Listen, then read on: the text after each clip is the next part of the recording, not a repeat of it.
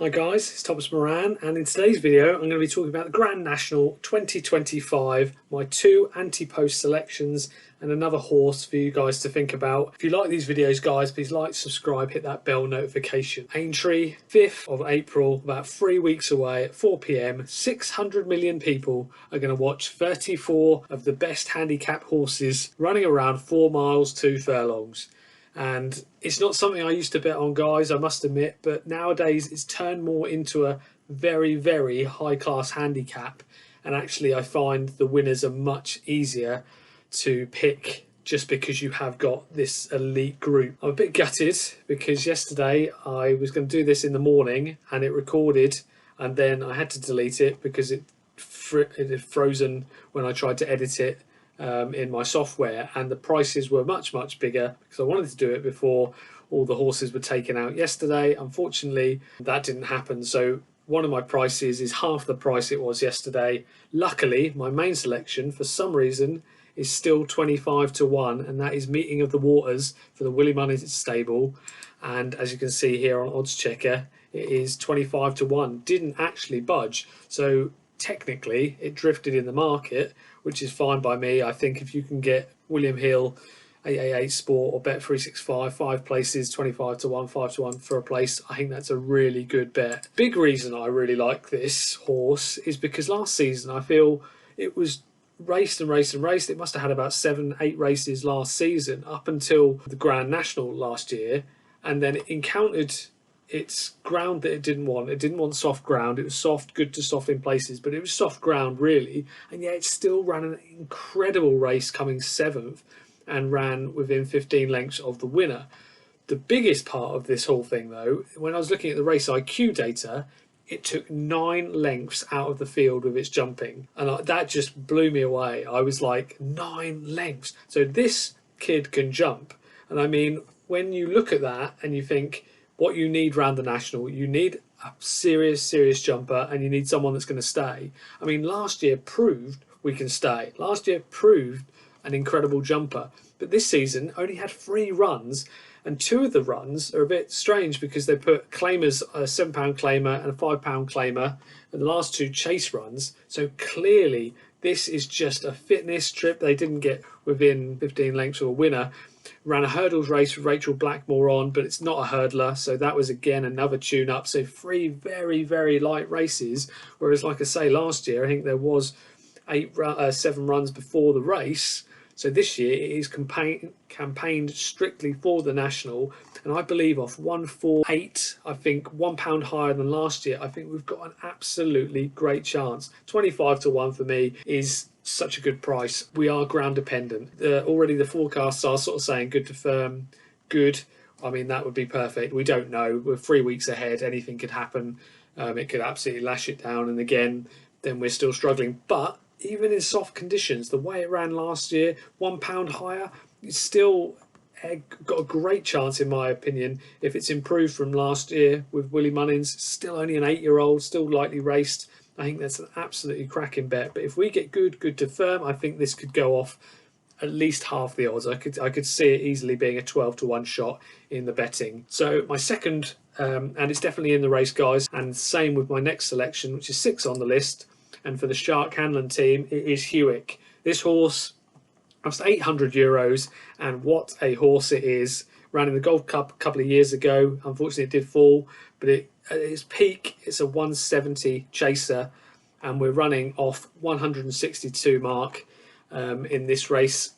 Unfortunately, and really annoyingly, I was watching its last race at Furless live. I was tempted to back it because it was actually a bad odds on race, and it was backed in from 2 to 1 all the way into 11 to 8, which made me take note. And I was watching the race and I thought, on the numbers, it's got a good chance, but as a hurdler, I wouldn't say it's a much better chaser than hurdler. And it was a good race. It had Asterion Forlange was the favourite at the time, and actually Hewick became favourite. I just seen there, but Asterion Forlange was the favourite for most of it. Kilcrat, another cracking horse. Amright's run some nice races, and it absolutely hosed in, Hewick did.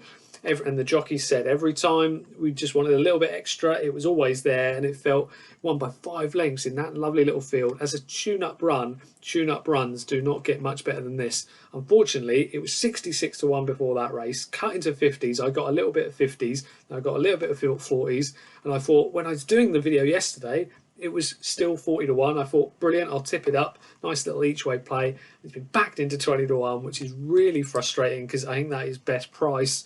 Yeah, best price 20 to 1. I must admit, I still do think there is value at the 20 to 1. It's obviously not such a good bet as it would have been. But this is a serious horse. Again, potentially ground dependent. I would much rather it be good ground for this horse, Hewick. But still can run in other conditions, still can run in good to soft, but the better the ground, the better I think we have. Distance wise, we've been over lots of long trips. It's run at Sedgefield over 29, ran Sandown over 29 furlongs, won by 8 lengths, and won the Sedgefield race by 6.5. Some of the jumping wasn't ideal in those races, and that's the only slight worry for me. Would be the jumping. But to be honest, as a horse that's going to get the distance, I believe that this is an absolutely lovely price, still at 20 to 1.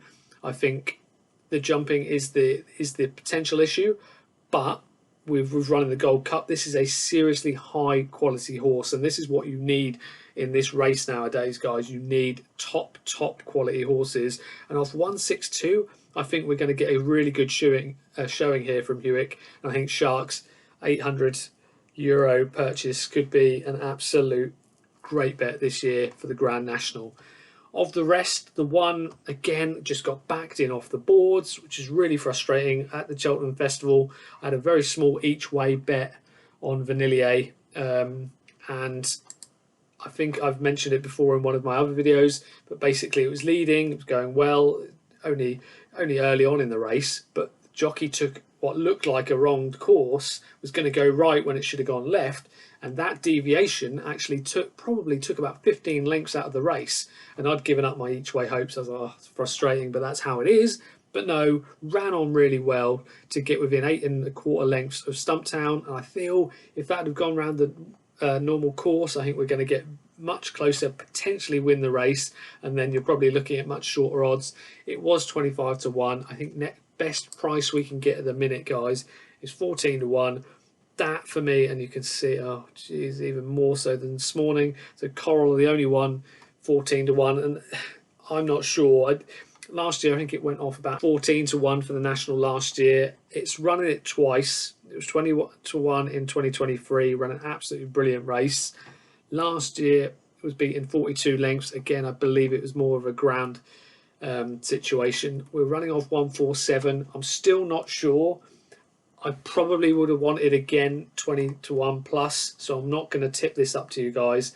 I've got my first 2 tips. I'm not going to tip this one up to you, but it's something to think about. Clearly people are backing it, so there is, you know, Cromwell obviously taken out the favourite for the race, but I feel it's got a bit of a chance. Of the others, I think there's a few at the top might want softer ground. I feel that the actual favourite, Intense Raffles, the owner did come out and say we want soft ground and we want, you know, the softer the better, really. So that's not something I could touch at that price. I think Garoko's got a chance. I am Maximus. Again, these are just price situations for me. Obviously won incredibly well last time. I think up about £9 from last year. To go and win it again, £9 higher. I know Willie Mullins is a genius, but that's a tough ask, and you are looking at sort of 10 to 1. It's not sort of how I play these things.